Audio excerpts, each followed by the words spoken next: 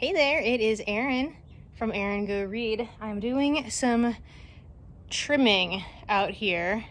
We seem to have a critter that keeps coming in the middle of the night, and we think it's maybe a raccoon that's been coming from my neighbor's persimmon tree and trying to get all the persimmons on the ground and that have been coming over. So I've been up on the ladder with a reciprocating saw and hedge clippers, and it's a lot of work. It's cold out here, but I am sweating. So now I'm basically at the point where I have to break all this down so I can get it into the trash bin. But I am listening to book 11 in the Michel Gamache series. So super loving it. We've been to Scotland. We're now roaming around Canada. One of our Three Pines residents is missing. He was supposed to return and he never did, and so we're on the quest to find him. So we're on a road trip right now, kind of in the story. So very, very fun. Back inside with hat hair, lovely. I'm going to watch Doris's Day 1 Mid-Month Book Bash vlog, and then I am going to do some mid-month book bashing myself and getting back to the Crimson Petal and the White, which I'm 200-something pages, 246 into 950 or something like that. Oh, hello, dog. This is Stevie. So we're following Sugar, a prostitute, and William, he's the heir to a big perfumery, and basically him discovering Sugar he's married, by the way, and his wife seems to be depressed, and really not receiving the treatment that she really should. But now William, having found Sugar, he wants to have her. He wants to kind of own her and in a bit claim her, so that no other man can purchase her services. And so for this reason, he needs to get serious about taking on the family business, and he's kind of turned himself around professionally wise and in the eyes of his father, because he's obsessed with Sugar. And Sugar is an aspiring writer. She hasn't shared this with anybody, but we see her writing at her desk and then kind of hiding her writing materials and manuscripts and stuff like that. And then what's really cool about this straight off the bat is the way that the narrator comes in and out. It's almost like a play, a narrator in a play, where, off on the corner of the stage, there's a podium and the narrator's standing there and giving you some information. And then, that fades to black and now you're focused on whatever the subject is. And then you get, you get caught up in whatever is happening there. And then the narrator comes back and kind of breaks that fourth wall and okay, we're going to leave this scene and now we're going to follow here.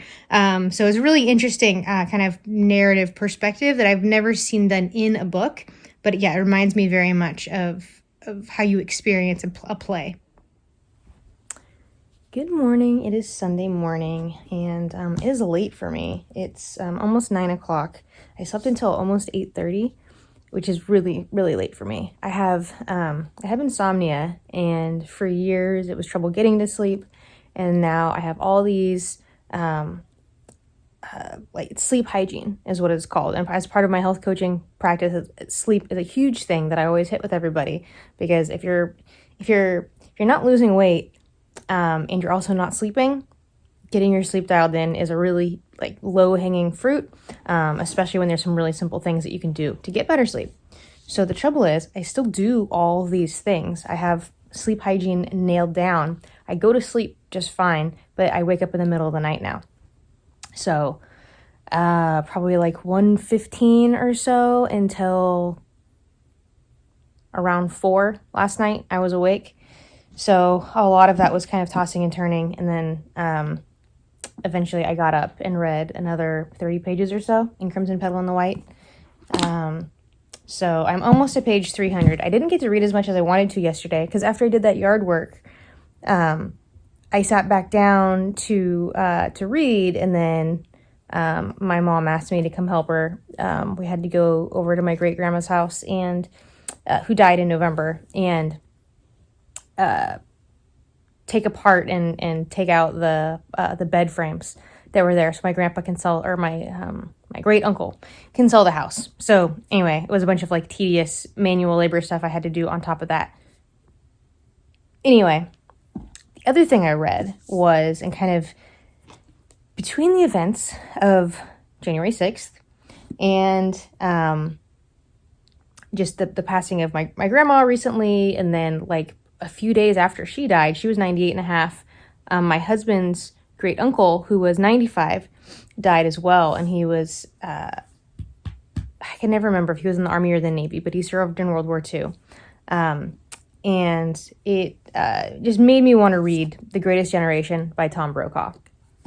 So I had started that back in late November or early December, shortly after Uncle Ray died. And especially, so I was only like 45 or something pages into it. And then after Wednesday, I kind of wanted a bit of a shot in the arm, like, oh, we can do it, kind of feeling. And so this is that. So what this is, Tom Brokaw had, and this was published in like the 90s, I think. So 98.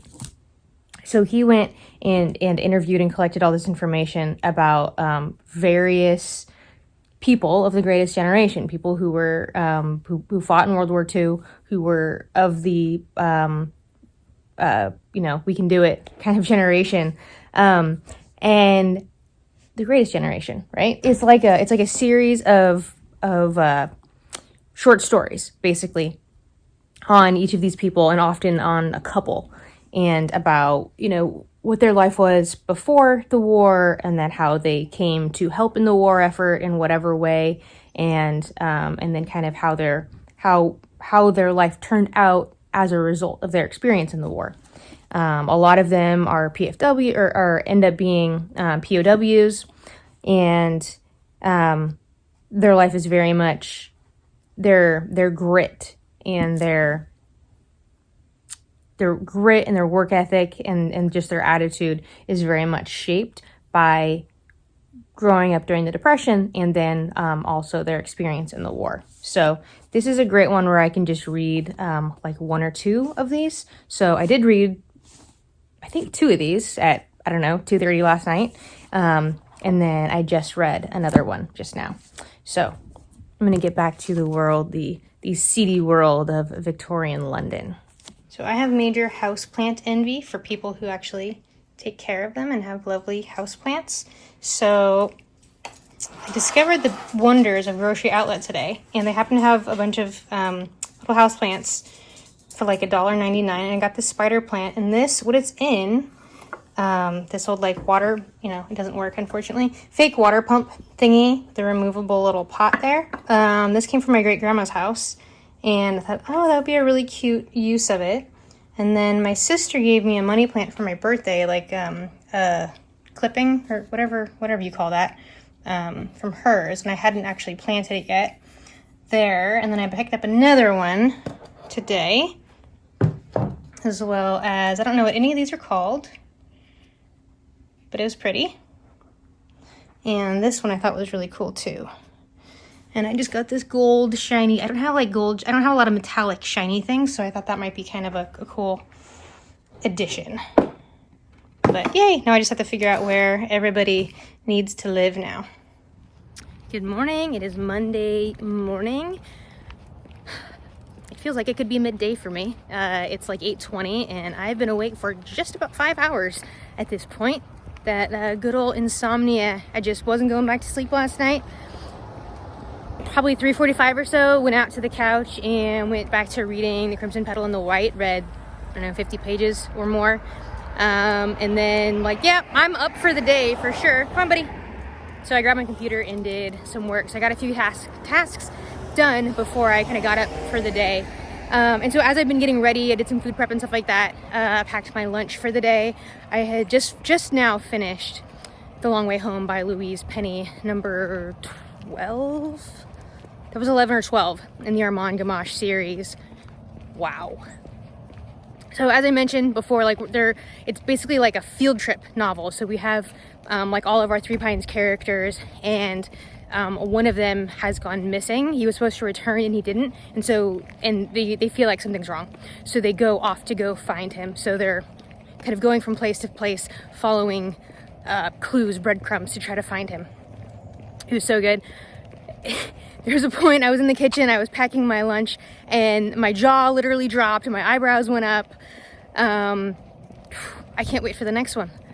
So I don't know, I'll have to see if it's available on Libby. So the two before this I read physical copies of, which are the only ones I've read physical copies of, and then this was back to the audiobook.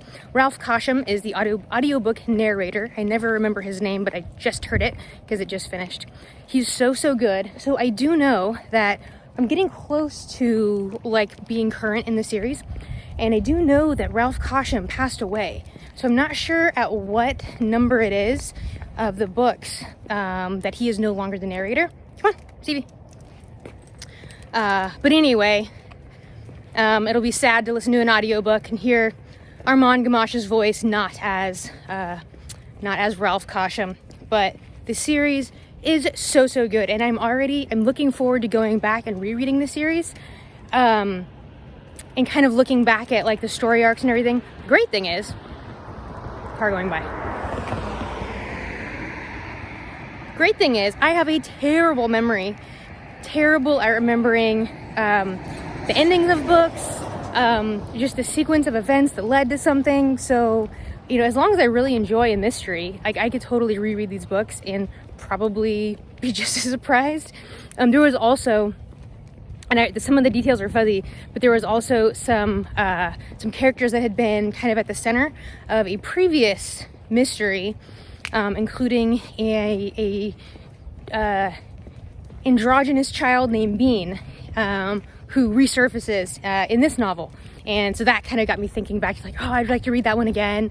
And the one that's in is kind of a closed circle mystery one, so that was a really fun one. But anyhow, I have a long day of work ahead of me, so this is going to end my mid-month book bash vlog. Able to finish a book. I'm, 500 pages away from finishing The Crimson Petal and The White, so stay tuned for that. But I'm very much enjoying it, and of course I'm always loving my Armand Gamache mysteries. Thanks for watching. See you around the tubes.